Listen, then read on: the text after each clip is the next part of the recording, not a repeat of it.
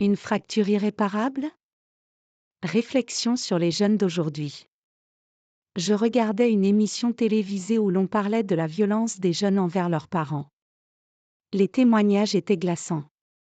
Des mères en larmes, des pères désabusés et des enfants qui, sans le moindre remords, lèvent la main sur ceux qui leur ont tout donné. Ces histoires m'ont bouleversée et m'ont poussée à réfléchir. Comment en sommes-nous arrivés là? Comment ces liens si précieux, si fragiles se sont-ils transformés en un champ de bataille?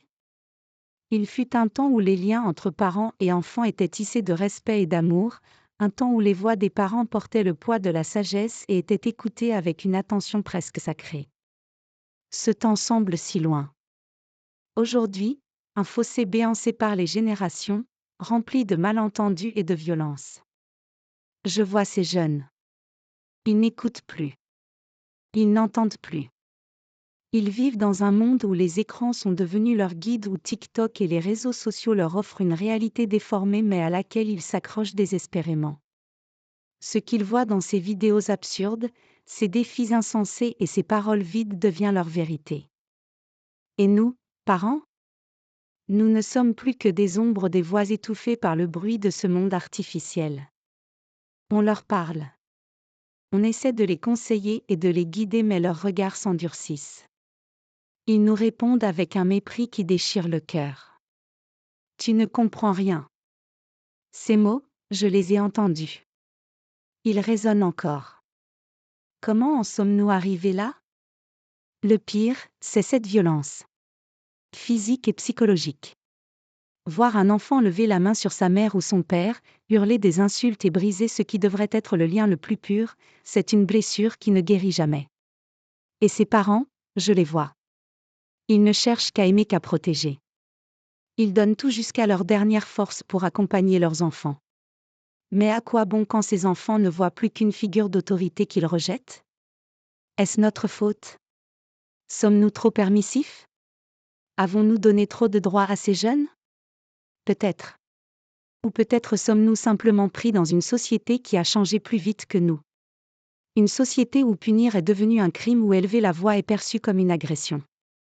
Alors les parents s'écrasent, fatigués et effrayés des conséquences. Je repense à mon enfance. Nos parents travaillaient dur, souvent absents, mais leur absence ne nous rendait pas irrespectueux.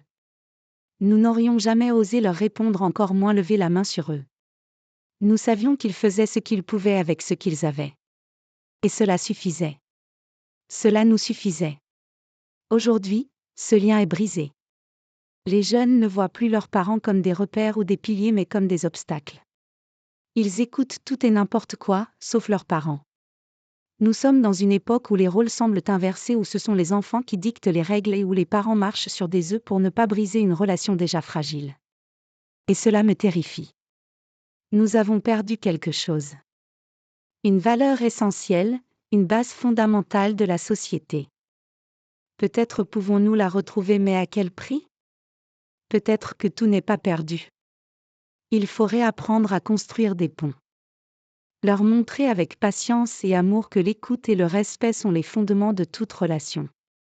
Rappeler aux jeunes que l'amour parental n'est pas un dû mais un cadeau et surtout une force à chérir. Je n'ai pas toutes les réponses. Mais je crois que nous pouvons encore reconstruire. Cela demandera du temps, de la patience et beaucoup d'amour, mais les liens familiaux sont plus forts qu'il n'y paraît. Ils ne disparaissent jamais complètement. Il suffit parfois d'un pas, d'une main tendue, pour rouvrir le dialogue et ramener un peu de lumière dans une relation ternie par l'incompréhension. Je sais une chose, si cette fracture continue de s'élargir, si nous ne trouvons pas un moyen de reconstruire ce lien, nous risquons de perdre beaucoup plus que le respect. Nous risquons de perdre une génération. Nadia B.